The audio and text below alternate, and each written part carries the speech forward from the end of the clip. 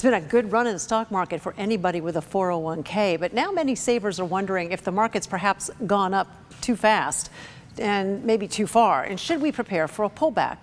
Joining us to kick off our Healthy, Wealthy, and Wise Monday, UBS Vice President Jack Lansing. Thanks for coming in today. Good to be here. Well, that's the question. Do you have an answer? Do I have an answer? Your crystal ball. Well, it's interesting. It has been the Trump bump, hasn't it? Well, we've had markets are up 14–15% since the election. But what's happened lately is we're now seeing the bond market start to rally. And typically, when you see the bond market rally, it's an indication the economy is going to start slowing down. So there's a real divergence out there right now. So what's the general thinking?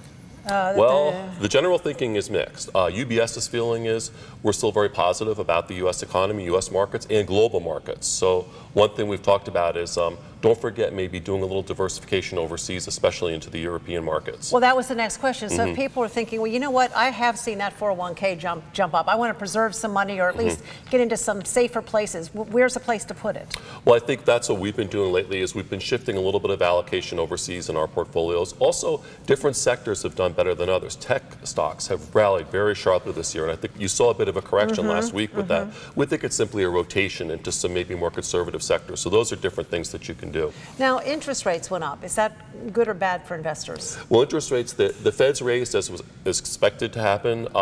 They're on a very slow course, and the bonds market has actually rallied through this. So we expect that to not have any impact really on the potential for further growth on the stock markets. So, and they're calling for more interest rate hikes throughout the rest of the year.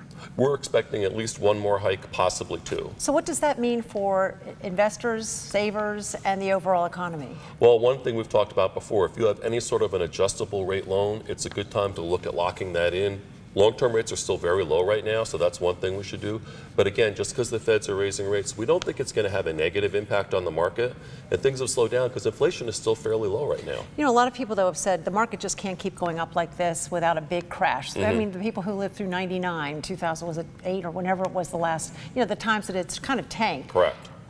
But that's not what, I mean, if you're a big saver, if you've got clients coming to you or somebody's thinking, what's going to happen? I think I should pull everything out and put it into just under the mattress. Right. Well, the first lesson is, it's been said, if you take every economist and laid them end to end, they still couldn't reach a conclusion. So there's a lot of disparity out there.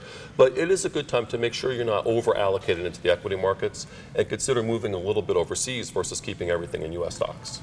All right, that's great advice to end on. Well, you kicked off this segment, Healthy, Wealthy, and Wise in fine fashion. Thank you, Jack Lansing, for joining us today.